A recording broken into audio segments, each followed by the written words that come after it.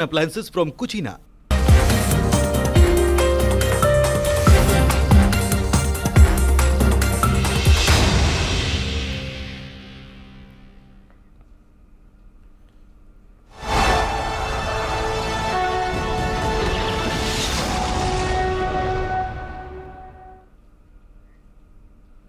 नमस्कार, मैं हूं आशीष त्रिपाठी आपके साथ।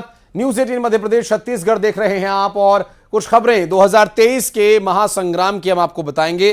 दरअसल जो लिस्ट भारतीय जनता पार्टी अब जारी करने वाली है, इस लिस्ट को लेकर कुछ संशय की स्थिति है। भारतीय जनता पार्टी के मंत्रियों के टिकट पर संकट यहां दिखाई दे रहा है। 5वीं सूची के इंतजार में जो बचे हुए मंत्री हैं, अब उनकी सांसें कुछ ऊपर नीचे होने लगी हैं, क्योंकि संगठन की तरफ से जो फैसला लिया जाना है वो उनकी टिकट पर तलवार चला सकता है। सबसे क्रिटिकल ये 5वीं सूची होगी। सुरेश धाकड़, राम खिलावन पटेल टिकट पर इनके संकट है। बृजेंद्र सिंह यादव, ओपीएस भदौरिया टिकट के दावेदार तो हैं, लेकिन इन्हें टिकट मिलेगा या नहीं, ये अभी संशय है। महेंद्र सिंह सिसोदिया, उषा ठाकुर के टिकट को लेकर भी संकट है। इंदर सिंह परमार, गौरीशंकर बिसेन के टिकट को लेकर भी यहां आशंका है या आश्वस्त नहीं है कि क्या इन्हें टिकट मिलेगा ही, क्योंकि जिस तरह से अब तक मंत्रियों को, लगभग सभी मंत्रियों को टिकट दे दिया गया और बिल्कुल बचे खुचे मंत्री ही अभी रह गए हैं, तो ऐसे में सवाल ये उठ रहा है कि क्या इन्हें टिकट दिया जाएगा। आपको याद होगा, अगर आपको याद नहीं तो मैं आपको बता दूं कि भारतीय जनता पार्टी की तरफ से एक कार्यक्रम किया गया था, एक शिविर हुआ था। उस शिविर के दौरान मध्य प्रदेश भोपाल में ये शिविर हुआ था और उस शिविर के दौरान भारतीय जनता पार्टी उन मंत्रियों को लेकर जिनके कि काम या प्रवास को लेकर प्रदेश अध्यक्ष ने सवाल उठाए थे और उन्होंने फटकार भी लगाई थी, और यहां तक भी कहा गया था कि अगर काम ठीक तरीके से नहीं होगा तो आगे इसके लिए आप खुद जिम्मेदार होंगे।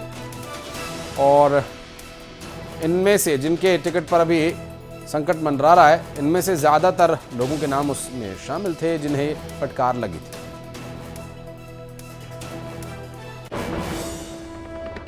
तो वहीं बीजेपी के मंत्रियों के टिकट पर संकट को लेकर कांग्रेस ने कहा कि बीजेपी किसे टिकट दे किसे नहीं दे, इससे कांग्रेस को कोई फर्क नहीं पड़ता। और वहीं भारतीय जनता पार्टी का यह कहना है कि टिकट का फैसला आला कमान को लेना है और जल्द ही इन मंत्रियों के बारे में आला कमान निर्णय करेगा।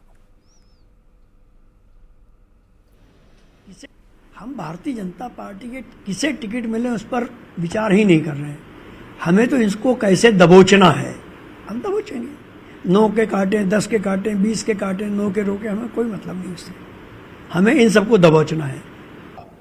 भारतीय जनता पार्टी चुनावी समय में चुनावी रीति रणनीति तहत काम करती है, तो ये संगठन का निर्णय है कि कब किस क्षेत्र पर हमको भारतीय जनता पार्टी का कमल का प्रत्याशी मैदान में उतारना है।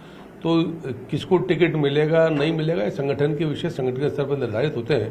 तो जिनका नाम सूची में नहीं है तो ये अनुमान लगाना कि उनको टिकट नहीं मिलेगा या मिलेगा, अभी सिर्फ अनुमान मात्र है। और बढ़ते आगे, आपको बता दें कि इस पूरे द्वंद्व के अलावा एक और सियासी द्वंद्व लगातार जारी है कांग्रेस पार्टी के उम्मीदवारों की सूची को लेकर। दरअसल श्राद्ध पक्ष में या पितृ पक्ष में बीजेपी के उम्मीदवारों की सूची जारी किए जाने को लेकर कांग्रेस पार्टी के द्वारा प्रतिक्रिया उस वक्त दी गई जब उनसे सवाल किया गया कि कांग्रेस पार्टी के नेताओं की या कैंडिडेट्स की सूची कब आएगी। कांग्रेस के पूर्व मंत्री, कांग्रेस के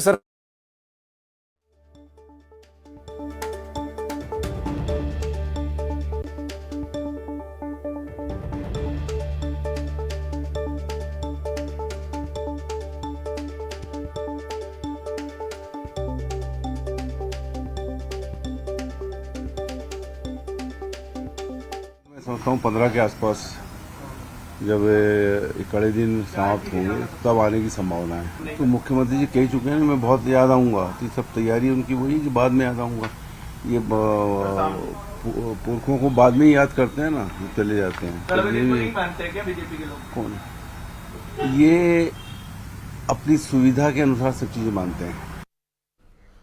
तो वहीं पितृपक्ष में उम्मीदवारों की सूची को लेकर बीजेपी के विधायक रामेश्वर शर्मा ने कांग्रेस पर पलटवार करते हुए कहा कि कांग्रेस के पितृ लापता हैं, उन्हें अपने पितरों पर भरोसा नहीं है, जबकि बीजेपी अपने पितरों पर पूरा भरोसा करती है।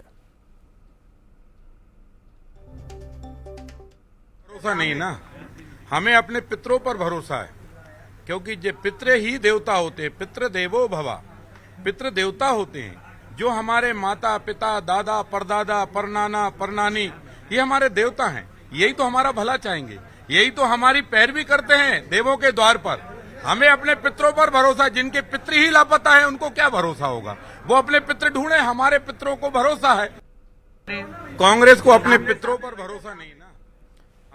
तो ये पितृपक्ष में लिस्ट आना फिर लिस्ट का नहीं आना, चूंकि चुनाव है तो ऐसे में जो नेताओं के बोलने का अंदाज है वो तो एक दूसरे के खिलाफ रहेगा ही, लेकिन पितृपक्ष और चूंकि सनातन भी एक विषय यहाँ पर मुद्दा रहा है, सनातन धर्म का अपमान, सनातन धर्म के पक्षधर, सनातन धर्म के विरोधी, हिंदू धर्म के खिलाफ, ये सब बातें भी अक्सर काहे बगाहे चर्चा में रही हैं। और कैंडिडेट्स की सूची घोषित किए जाने के विषय को लेकर कांग्रेस और भारतीय जनता पार्टी के नेताओं के बीच एक जुबानी जंग अभी भी चल रही है। और इस पूरे विषय को लेकर बातचीत करेंगे हमारे सहयोगी वासु चौरे इस वक्त हमारे साथ जुड़ गए। वासु, कांग्रेस पार्टी से जब सवाल किया गया कि आपकी लिस्ट कब आएगी, तो उस पर जवाब देते हुए भारतीय जनता पार्टी के पितृपक्ष में सूची जारी करने को लेकर उन्होंने सवाल खड़े कर दिए। तो बीजेपी ये कह रही है कि पितरों पर हमें अपने भरोसा है, लेकिन कांग्रेस पार्टी के पितृ गायब हैं। अब ये पितृपक्ष और सनातन धर्म वाला जो एंगल है कुछ अलग और नए ट्विस्ट तरीके से आ रहा है सामने।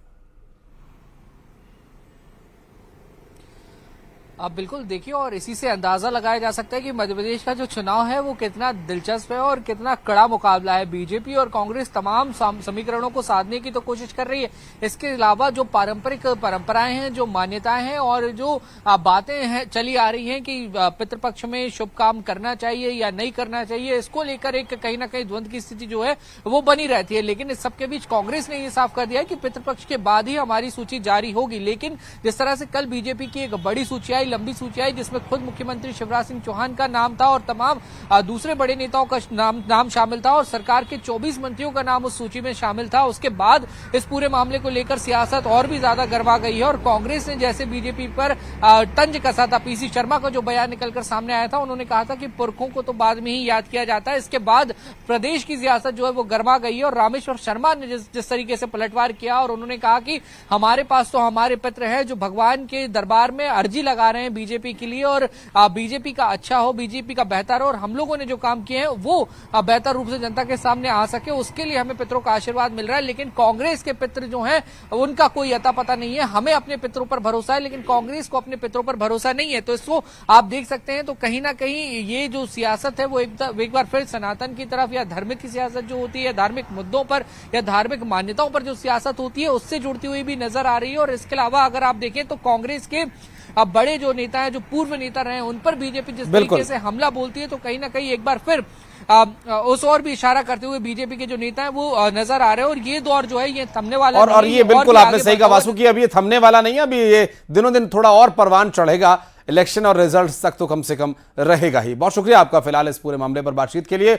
और अपने दर्शकों को अब ले चलते हैं सीधा शहडोल, जहां पर राहुल गांधी पहुंचे हैं, कमलनाथ इस वक्त मंच पर मौजूद हैं, उनके साथ दिग्विजय सिंह सरी के नेता और भी कौन कौन है आइए दिखाते हैं आपको। के भविष्य को ये चुनाव तय करेगा, हमारे आगे आने वाली पीढ़ियों को हम कैसा मध्य प्रदेश सौंपना चाहते हैं।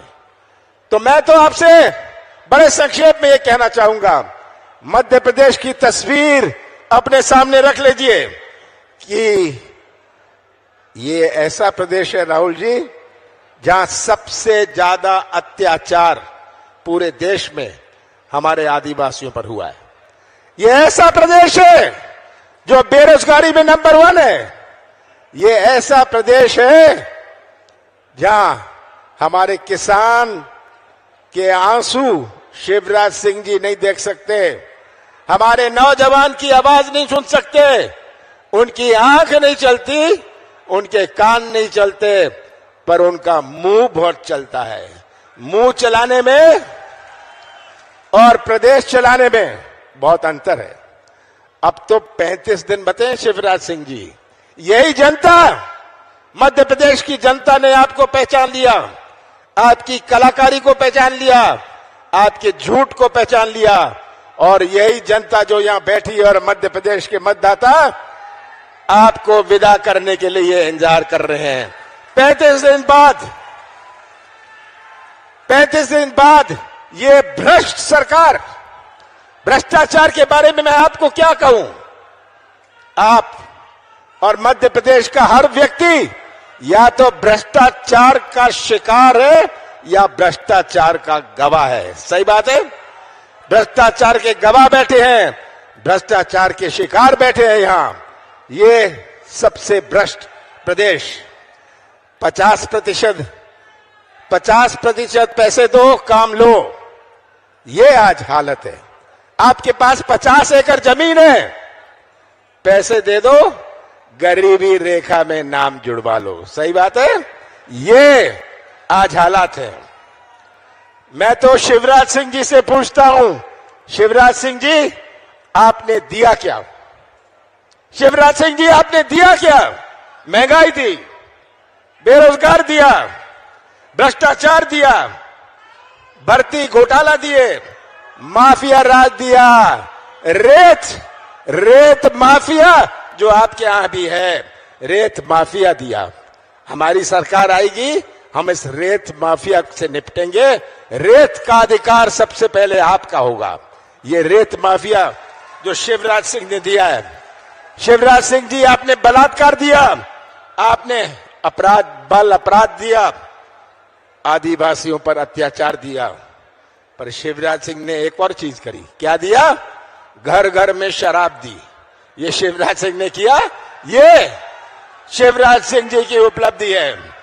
हमारी सरकार बनी थी, आपने बनाई थी, मध्य प्रदेश की जनता ने बनाई थी। 15 महीने हमारी सरकार चली। 11.5 महीने मुझे मिले काम करने के कि लोकसभा चुनाव था। हमने अपनी नीति और नियत का परिचय दिया। कौन सी गलती मैंने करी? हमने 27 लाख किसानों का कर्जा माफ किया और हमारे इस शहडोल जिले में 18,000 किसानों का कर्जा माफ किया।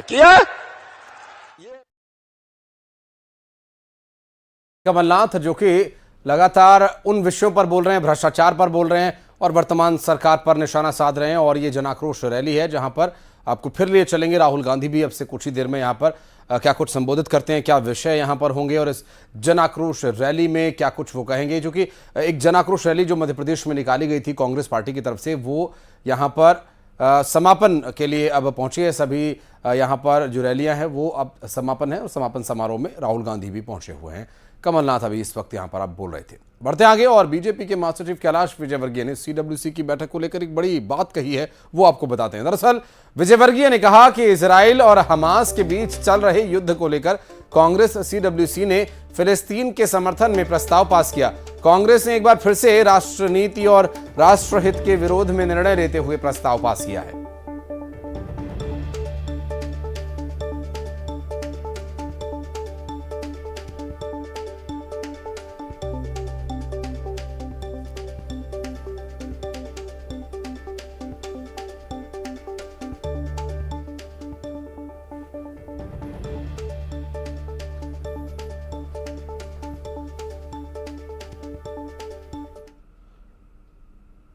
और बढ़ते आगे, इंदौर से इस बीच एक बड़ी खबर आ रही है। दरअसल सेंट्रल मॉल के मेंस टॉयलेट में एक महिला के साथ रेप किए जाने की बात सामने आई है। और आपको बता दें कि साफ सफाई करने के लिए महिला इस टॉयलेट में गई हुई थी और इस दौरान महिला के साथ दुष्कर्म की वारदात को अंजाम दिया गया। महिला थाना पुलिस ने FIR दर्ज कर ली है। पुलिस की गिरफ्त में आरोपी आ गया है और अब इस पूरे मामले में कार्रवाई की जा रही है। आपको बता दें कि तस्वीरों में दिखाई दे रहा ये शख्स साफ सफाई करने के लिए मेंस टॉयलेट में गई महिला के साथ रेप की वारदात को इसने अंजाम दिया और महिला थाना पुलिस ने FIR दर्ज कर इस पर कार्रवाई करते हुए आरोपी को गिरफ्तार कर लिया है।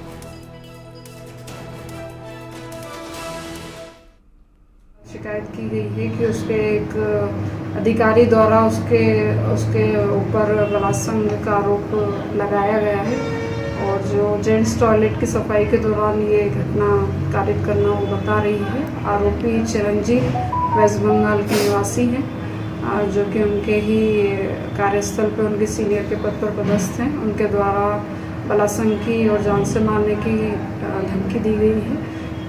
376 और 506 IPC के तहत मुकदमा कायम कर लिया गया है और आरोपी चिरंजीव को अरेस्ट कर। और सीधा आपको लिए चलते हैं शहडोल, जहां पर राहुल गांधी इस वक्त मंच पर हैं। क्या कुछ कह रहे हैं, आइए सुनवाते हैं आपको। कमलेश्वर पटेल जी ओमकार मार्कम जी, अजय सिंह राहुल जी,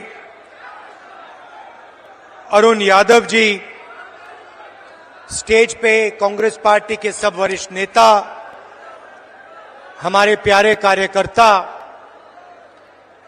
भाइयों और बहनों, प्रेस के हमारे मित्रों, आप सबका यहां बहुत बहुत स्वागत।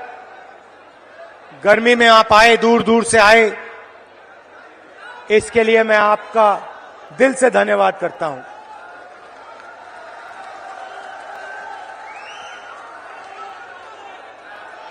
अडवाणी जी ने अपनी किताब में लिखा था, उन्होंने एक किताब लिखी थी और किताब में लिखा था कि जो आरएसएस और बीजेपी की सच्ची लेबोरेटरी,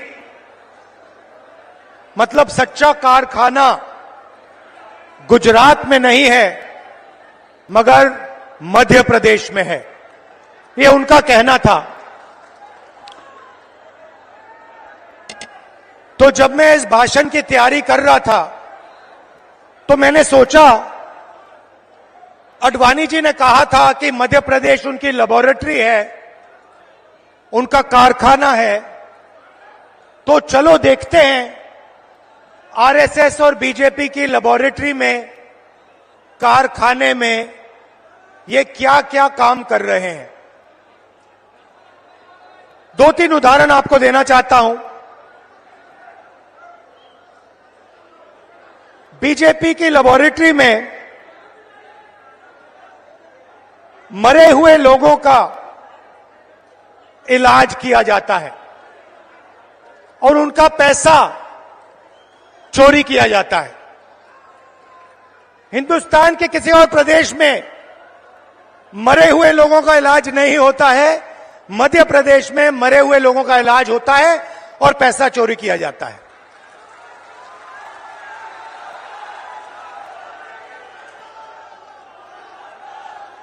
मध्य प्रदेश में और किसी प्रदेश में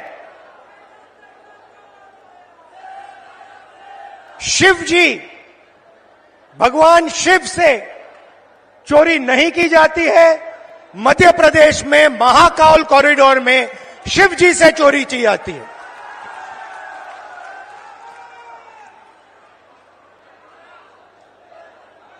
बच्चों के जो स्कूल यूनिफॉर्म होती है, उनका मिड डे मील का भोजन का पैसा होता है, वो बीजेपी लेबोरेटरी में उनसे चोरी की जाती है। मध्य प्रदेश के भविष्य से, छोटे छोटे बच्चों से चोरी की जाती है। व्यापम में 1 करोड़ युवाओं के भविष्य को बर्बाद किया जाता है, 40 लोगों की हत्या हो जाती है, एमबीबीएस की सीट बिक जाती है और पटवारी बनने के लिए 15 लाख रुपए की रिश्वत देनी पड़ती है। मगर ये लोग वहां नहीं रुकते। बीजेपी की लेबोरेटरी में 18 साल में 18,000 किसानों ने आत्महत्या की है। हर रोज 3 किसान बीजेपी की लेबोरेटरी में आत्महत्या कर डालते हैं। मंदसौर में बीजेपी की लेबोरेटरी में को गोली मारी जाती है, पे 18% और पेस्टिसाइड पे 12% जीएसटी लग जाती है। ठहरिए, बीजेपी की लेबोरेटरी में हर रोज महिलाओं का बलात्कार होता है। 12 साल की में रेप होता है। भोपाल में एक लड़की का बलात्कार होता है और जब उसका भाई उसे बचाने की कोशिश करता है तो पुलिस के सामने उसकी हत्या कर दी जाती है। ये बीजेपी आरएसएस की लेबोरेटरी का काम। 45 सिलेंडर 11, और जहां भी देखो वहां पे प्राइवेटाइजेशन और कॉन्ट्रैक्चुअलाइजेशन किया जा रहा है। यह काम बीजेपी की लेबोरेटरी में आपके सामने किया जाता है। बीजेपी के लेबोरेटरी में आदिवासी जिला है, बीजेपी के नेता आदिवासियों के ऊपर पेशाब करते हैं।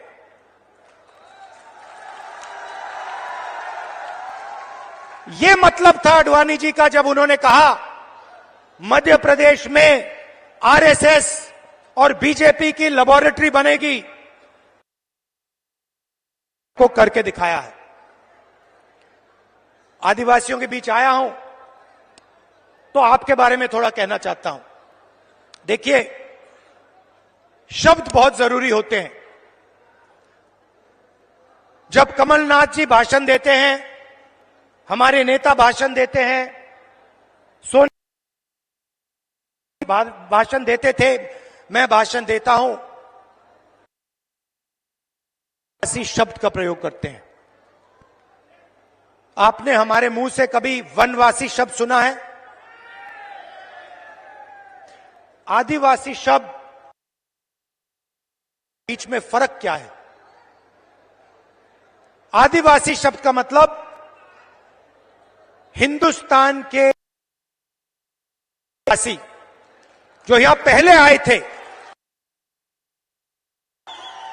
आदिवासी शब्द का मतलब जब पहले हिंदुस्तान आया, पहले लोग जो यहां रहते थे, जो इस जमीन के मालिक थे, उनको हम आदिवासी कहते हैं। मतलब यह कोई खोखला शब्द नहीं है। इसका मतलब हिंदुस्तान की जमीन, जल, जंगल पर आपका सबसे पहला हक बनता है। यह है इसका मतलब।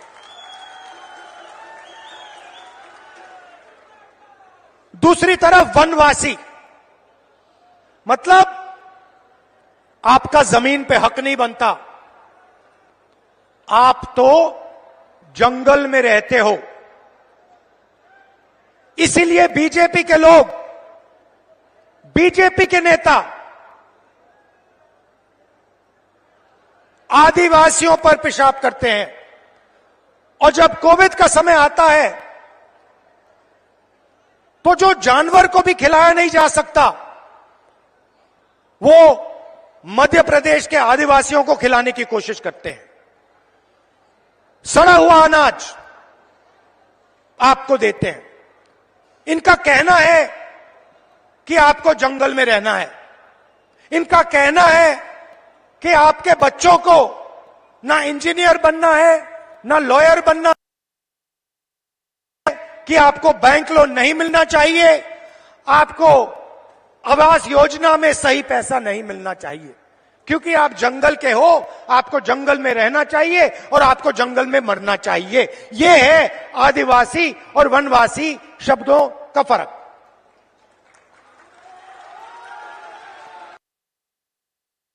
साफ है।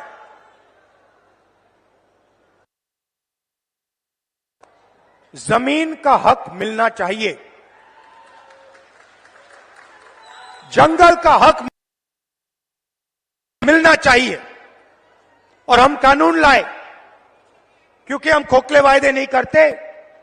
हम पैसा कानून लाए, हम फॉरेस्ट राइट एक्ट कानून लाए। अब इन पैसा कानून में साफ लिखा था, जमीन लेनी है,